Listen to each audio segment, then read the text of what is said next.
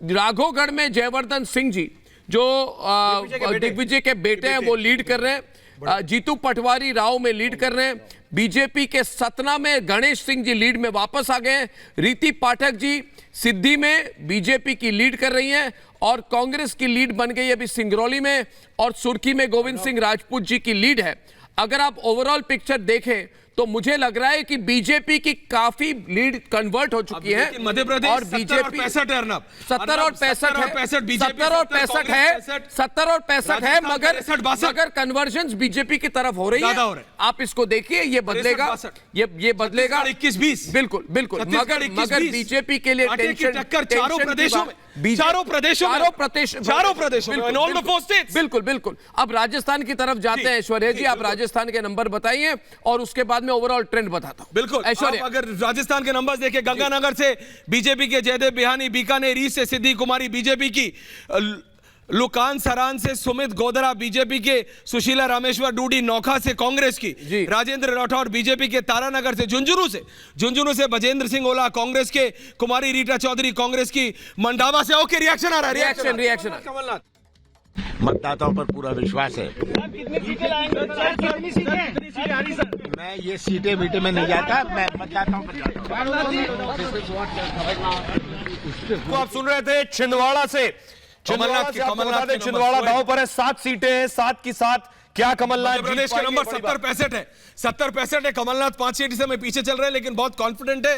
दोबारा वापस राजस्थान के नंबर्स पे जाते हैं। सोहेल नोखला से सुशीला रामेश्वर डूडी कांग्रेस के आगे, राजेंद्र राठौर बीजेपी के, तारानगर से आगे हैं कांग्रेस के, बजेंद्र सिंह ओला झुंझुनू से आगे हैं कांग्रेस की, कुमारी रीटा चौधरी मंडावा से आगे हैं, सुचरिता कांग्रेस के, गोविंद सिंह दोस्तारा कांग्रेस के, लक्ष्य मानगढ़ से आगे हैं बीजेपी के, रामलाल शर्मा चोमू से आगे हैं बीजेपी की, दिव्या कुमारी हाई प्रोफाइल कैंडिडेट हैं, विद्याधर नगर से आगे हैं बीजेपी की, रवि कुमार नायर आदर्श नगर से आगे हैं, तिजारा से महंत बालकनाथ कहा जाता है बीजेपी के आगे, वहां से सबसे ज्यादा वोटिंग राजस्थान से तिजारा से हुई थी और वहां पर महंत बालकनाथ आ गए। बड़ी खबर तेलंगाना से आ रही है जहां पे के केशव राव जो बीजेपी के बीआरएस के एमपी है, उन्होंने कहा है कि कांग्रेस अकेले पड़ चुकी है मगर बीजेपी और ऑल इंडिया मजलिस से इत्तेहादुल मुस्लिमीन दोनों समर्थन करेंगे हमारा अगर जरूरत पड़ेगी।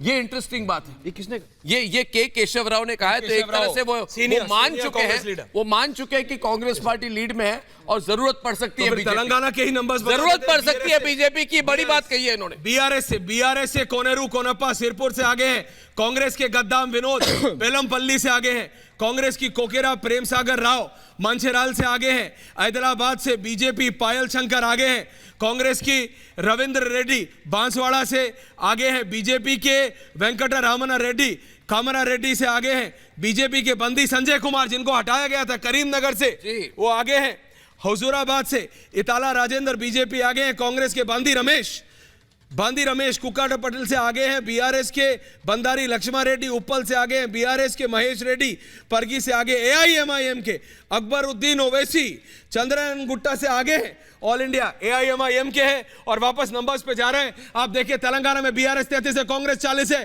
कांग्रेस और अदर्स 5 है। तेलंगाना में आप अदर्स पे भी ध्यान रखिए। और वहीं मध्य प्रदेश 67 हो गया है शिवराज सिंह चौहान की तरफ। ये जो कन्वर्जन जो अर्नब जिसकी आप बात कर रहे थे, अभिषेक आगे हो रहे हैं। राजस्थान 69-65 है, राजस्थान अभी भी कांटे की टक्कर बनी हुई है। बीजेपी 69, कांग्रेस 65। मैं दोबारा बता रहा हूं, राजस्थान बीजेपी 69, कांग्रेस 65, छत्तीसगढ़ बीजेपी 21, कांग्रेस 20। छत्तीसगढ़ में सबसे बड़ी कांटे की टक्कर है जो कि कांग्रेस बोल रही थी कि एक तरफा है, बिल्कुल एक तरफा नहीं है।